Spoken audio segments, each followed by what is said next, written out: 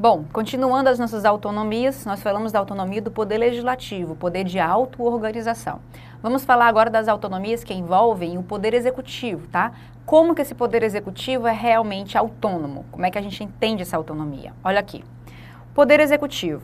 Primeira ideia de autonomia no executivo é o poder que ele tem de escolher o seu próprio chefe de governo, ou seja, a autonomia de governo, o autogoverno. Municípios é o próprio município que vai escolher o seu chefe de governo, seu prefeito. A mesma coisa acontece com os estados, que vão escolher o seu próprio governador, e com a União, que escolhe, né, o seu presidente da República. E a mesma coisa acontece com o Distrito Federal, que vai escolher o seu próprio governador. Então, cada ente federado desse move um processo eletivo para a escolha do seu chefe de governo, ou seja, aquele chefe que irá governar aquele ente federado de acordo com as leis que aquele próprio ente federado elaborou, que irão lhe organizar.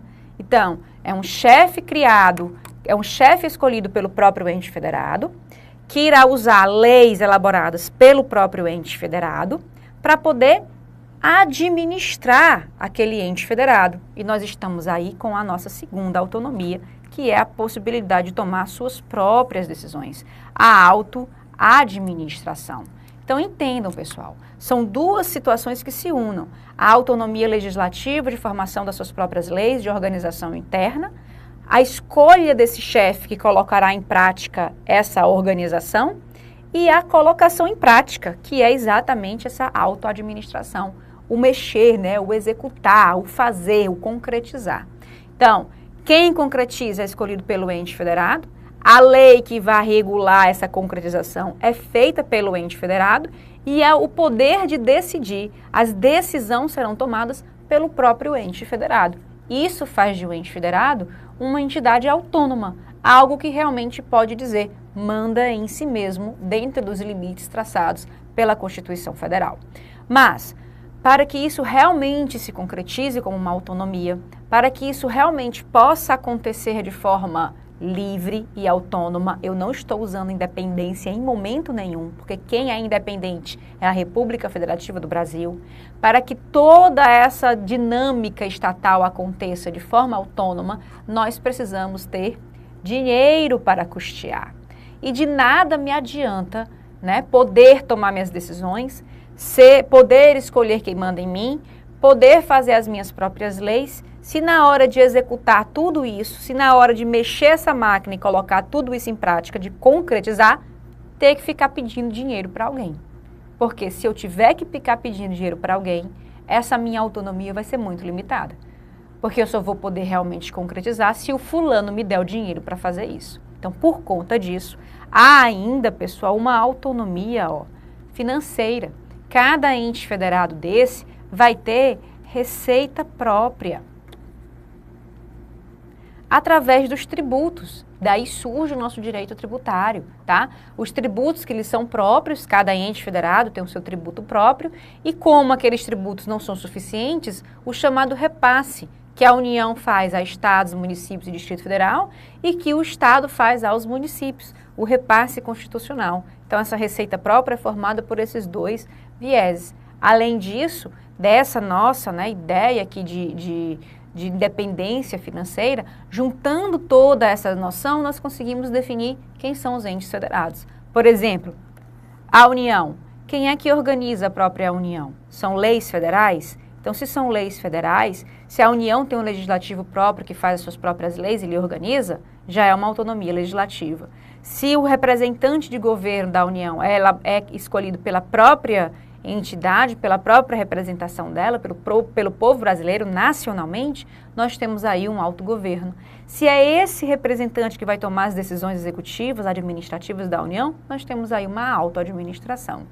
E os estados? Mesma coisa.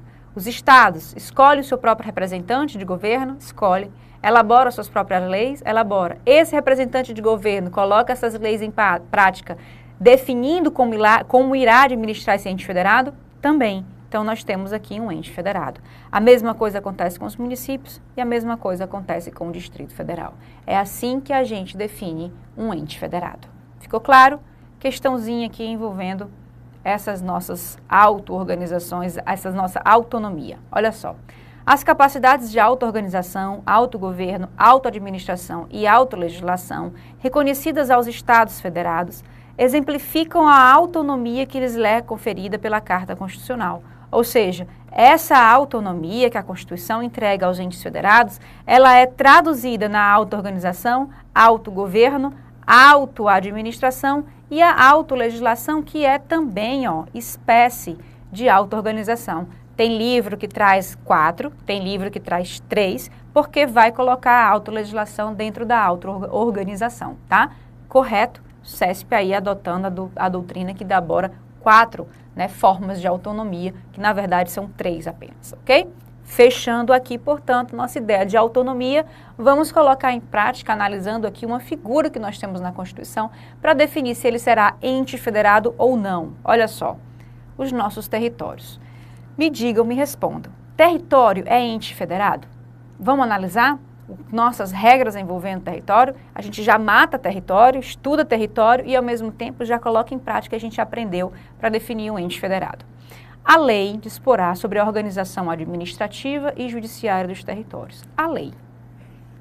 Primeiramente, se não é lei definindo o tipo de lei, se complementar a ordinária, essa lei vai ser ordinária. Fechou. Agora, se eu não estou dizendo quem vai elaborar essa lei, qual é o ente federado responsável, se é a União, Estado, Município, Distrito Federal, eu estou dizendo apenas que é a lei e eu estou na Constituição Federal, essa lei, além de ordinária, é uma lei federal. Ou seja, a organização desse território, administrativa, do poder executivo dele e judiciária, do poder judiciário dele, vai ser feita por uma lei federal. Não vai ser uma lei territorial, não é o território que vai elaborar essa lei.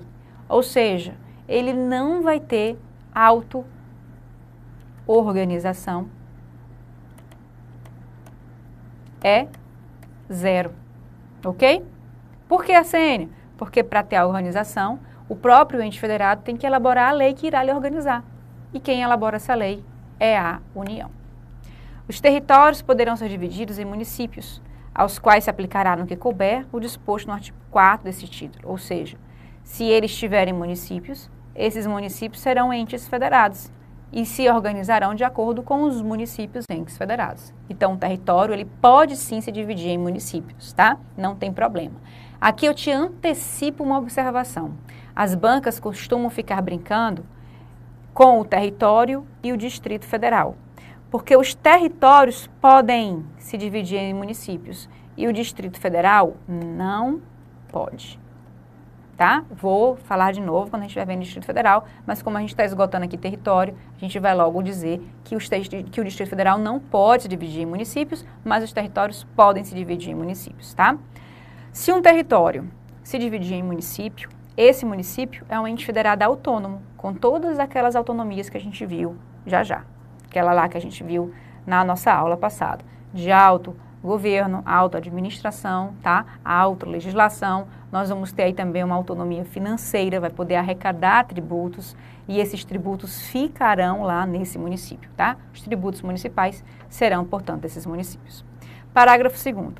As contas do governo do território serão submetidas ao Congresso Nacional, com parecer prévio do Tribunal de Contas da União. É assim. Todos os entes federados possuem receita própria, gastam dinheiro público. Mas, como gastam dinheiro público, prestam contas, tá, dos gastos públicos que estão fazendo. A prestação de contas desses gastos públicos envolve o Tribunal de Contas e o Congresso Nacional. No Estado, é o Tribunal de Contas do Estado e a Assembleia Legislativa. Na União, é o Tribunal de Contas da União e o Congresso Nacional. Nos municípios, a gente vai ver aí uma variaçãozinha, tá? Tem estados que nós vamos ter Tribunal de Contas dos municípios, ou seja, os municípios prestam contas a um Tribunal de Contas dos municípios e aí a Assembleia Legislativa e Câmara dos Vereadores analisam essa prestação de contas. Mas vamos ficar no que é mais simples, tá? Contas federais, Tribunal de Contas Federal da União com o Congresso Nacional. Conta estadual, Tribunal de Contas dos Estados com a Assembleia Legislativa. Se os territórios estão prestando contas com o Tribunal de Contas da União e o Congresso Nacional, esse dinheiro que está financiando os gastos dos territórios é de quem, pessoal? É do próprio território ou da União? Da própria União. Quem mantém financeiramente um território é a União. Quem custeia as despesas desse território é a União.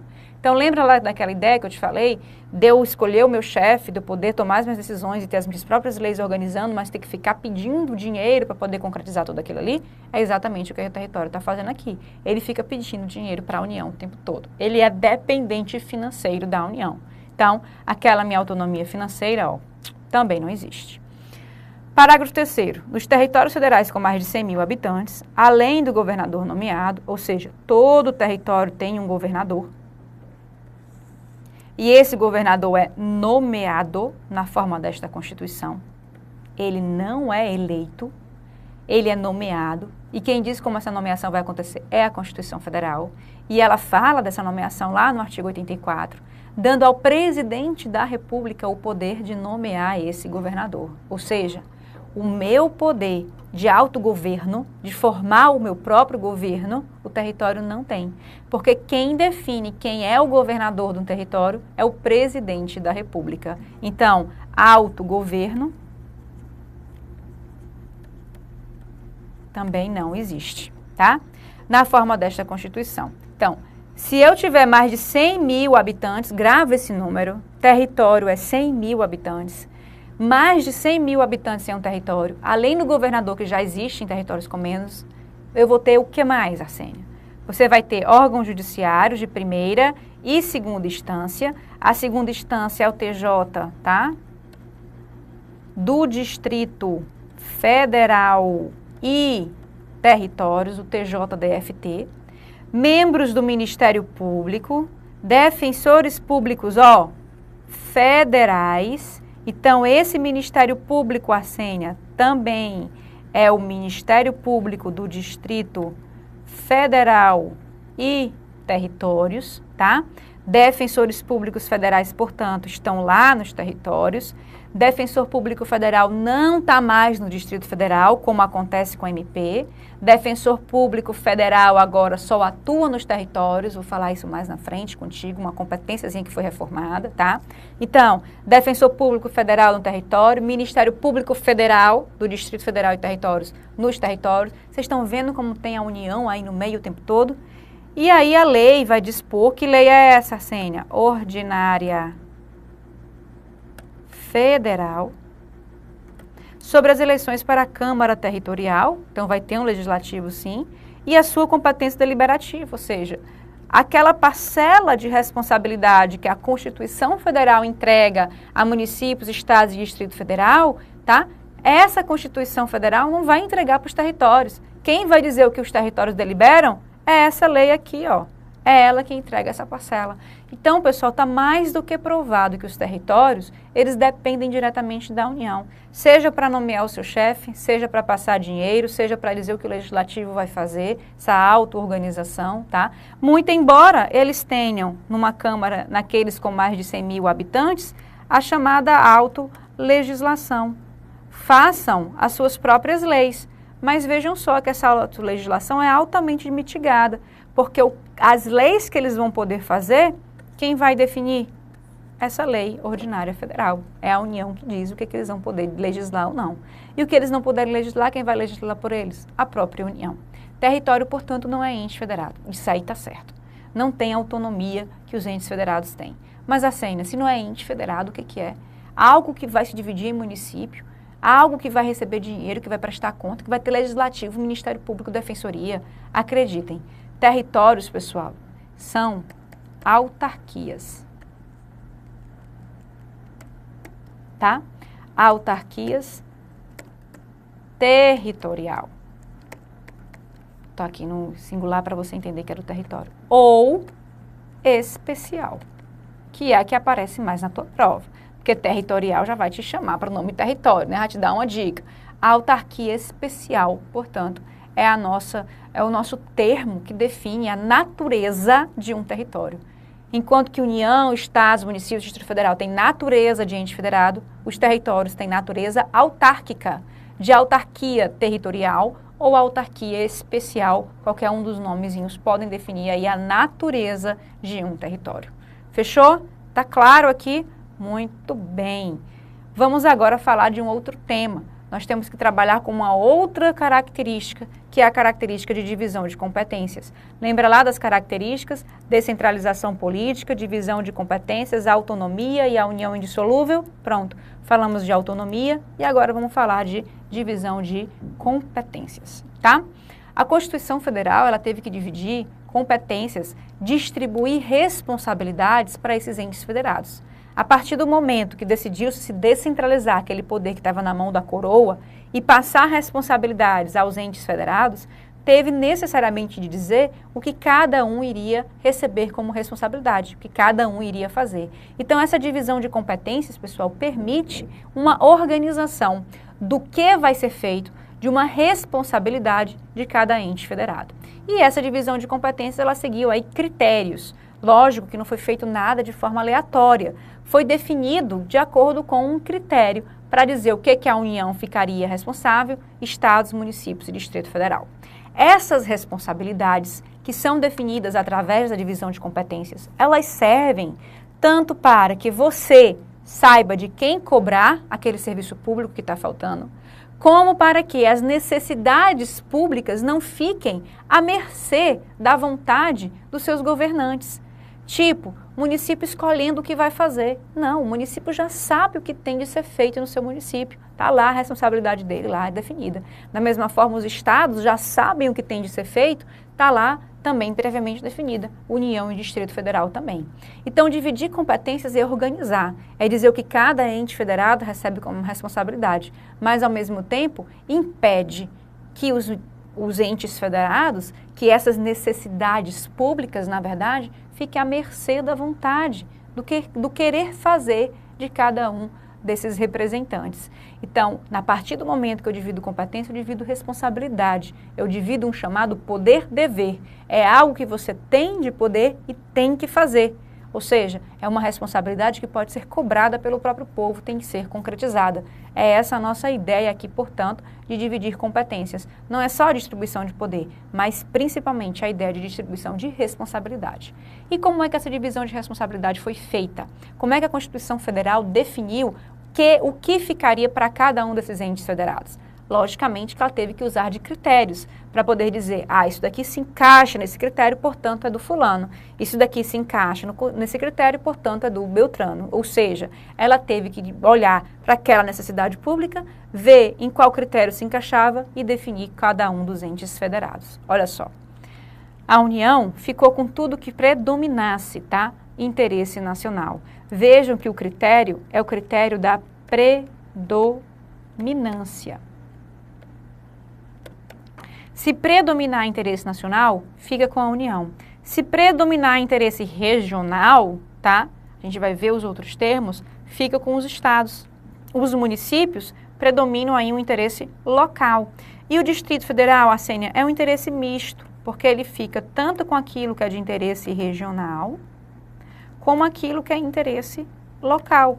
Todos os dois interesses ficam no Distrito Federal, porque, obviamente, a população do Distrito Federal ia ter interesse local. E quem iria suprir se ele não é município? Tinha que ser do próprio Distrito Federal. Ia ter também interesse regional. E quem queria suprir se ele não é Estado? Teria que ser também do próprio Distrito Federal. Então, a União tem aí essa predominância de interesse nacional, os estados predominância de interesse regional, município local, Distrito Federal, essa predominância aí de interesses mistos. Arsênia, basta entender isso? Você está começando a chegar no que é necessário, tá? Mas daqui a gente vai ter que ver como as bancas vão poder chamar também isso daí, como é que elas vão cobrar. Olha só, em relação aos estados, nós temos aqui vários termos que definem esse critério de divisão de competência, de divisão de responsabilidade dos estados. Por quê? Porque o artigo 25 ele vai trazer uma série de termos. Os estados organizam-se e regem-se pelas constituições e leis que adotarem, observados os princípios desta Constituição. E lá o parágrafo 1º nos diz que são reservadas aos estados as competências que não lhes sejam vedadas por esta Constituição. São reservadas? Então eu posso dizer que o critério de divisão de competências dos estados é um critério reservado, porque é o termo que a Constituição usa. Mas posso usar regional também, Arsênia? Pode, é a mesma coisa, tá? São sinônimos, portanto. Quando a Constituição diz que é reservado ao Estado que não lhe é vedado, ou seja, é reservado ao Estado que a Constituição não entregou à União e aos municípios, é reservado ao Estado o que lhe sobrou. Ou seja, aquilo que ela não deu à União e não deu aos municípios fica com os Estados. É, portanto, um critério de definição residual. Cabe aos Estados o que sobrar de União e municípios, porque ela se preocupou em definir o que é da União e o que é dos municípios, mas para os Estados você vê aí que não houve uma definição específica. É reservado a ele o que não for vedado, ou seja, o que sobrar fica com ele, residual. E aí o CESP gosta de cobrar um nome mais bonito para esse critério residual, que é a teoria dos poderes remanescentes, tá? Esse poder que remanesce, esse poder que sobra, esse poder residual. É falar a mesma coisa com outra forma, né, mais bonita. Teoria dos poderes remanescentes. Ou seja, se na tua prova vinha dizendo que o critério definidor das competências dos estados, o critério definidor das responsabilidades estatais é o critério residual, tá certo? Tá. Regional, tá certo? Tá. Reservado, também tá certo. Teoria, através da teoria dos poderes remanescentes, também vai estar certo. Fechou? Muito bem. Olha aqui uma questãozinha para tu analisar. A Constituição Federal adota um sistema de repartição de competências, no qual enumera os poderes da União, dos estados e dos municípios, deixando para o Distrito Federal poderes remanescentes. Tá certo? Não, tá errado. O Distrito Federal recebe poderes dos municípios e dos estados. Quem tem poderes que são apenas remanescentes? Quem é, pessoal? Os estados. Ok? Não há enumeração de poderes dos estados. Nós temos, portanto, aqui uma competência que ela é residual. Tá bom? Mais na frente eu vou complementar. Eu estou falando apenas dos critérios, mas mais na frente a gente vai falar de cada uma dessas competências. Da União, dos estados, dos municípios, do Distrito Federal, tá? E a gente começa aí pelas competências. Vamos entrar, portanto, passamos agora para aquela nosso novo, né, na nossa nova forma de estudo. Nós temos agora que tratar daquilo que é específico. Vamos entrar agora no texto constitucional. Nós vamos falar das competências, tá? Dessas competências que vão envolver os entes federados. Para que a gente tenha um estudo realmente eficaz, que dê para se sair das questões de prova, quando você for analisar esses artigos da Constituição, você tem que pensar, primeiramente, qual é o ente federado que vai exercer aquela competência que o artigo está definindo, como é o nome daquela competência, porque a doutrina dá um apelidozinho, tá? E as bancas vão se referir por esse apelido. Onde é que ela está, né, digamos, inserida, qual é o artigo, a topologia dela, onde é que ela está ali, né, na Constituição, seu artigo 21, 22, 23. Então, a gente tem que organizar primeiramente esses entes federados, a competência que eles vão exercer, tá? Qual é a administrativa, a legislativa, o nome dessa competência e onde é que está. Não vá ficar analisando o artigo 21 e lendo o artigo 21 e ficar decorando aquelas competências se você não sabe nem se é o poder executivo, se é o poder legislativo que irá exercer, tá? E qual é o nome daquela competência. Primeiro organiza na tua cabeça para depois ler cada um daqueles incisos. Então vamos lá organizar, fazer uma tabelona aqui que é para você poder se orientar melhor, tá? Então primeiramente vamos falar aí do ente federado, tá? A União. A União, no que diz respeito ao seu poder executivo, ela tem uma competência, tá? Que competência é essa do poder executivo? Ela está lá no artigo 21 da Constituição Federal. Esse artigo 21 da Constituição Federal faz previsão. Vamos organizar aqui melhor essa tabela? Pronto. Vamos organizar aqui melhor a tabela. Trocar que fica mais fácil de você conseguir entender. Pronto. Vamos colocar aqui o ente federado em cima e o poder embaixo. Então, da União, tá? Nós temos que ver qual é a competência do poder executivo, qual é a competência do poder legislativo, ok? onde é que estão essas competências e a nomenclatura, como é que elas são chamadas, ok? Da União, a competência do Poder Executivo da União, ela é chamada de competência administrativa.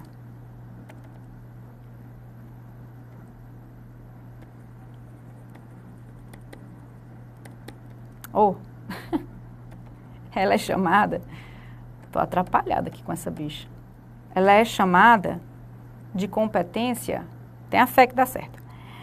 A competência do Poder Executivo da União, tá? Ela é chamada de competência exclusiva. Está lá no meu artigo 21. Do Legislativo é chamada de competência privativa. E está lá no meu artigo 22, ok? Essa é a nomenclatura dessas competências. A gente vai ter que ver ainda que essas competênciazinhas, elas vão ter certas características. A exclusiva da União, ela é indelegável. E a privativa da União, ela é delegável. Isso daqui é só uma orientação do que tu tem que aprender quando tu for estudar essas competências, tá? Estou já aqui resumindo para tu se orientar, conseguir visualizar isso nos nossos estudos. No que diz respeito, tá, aos estados,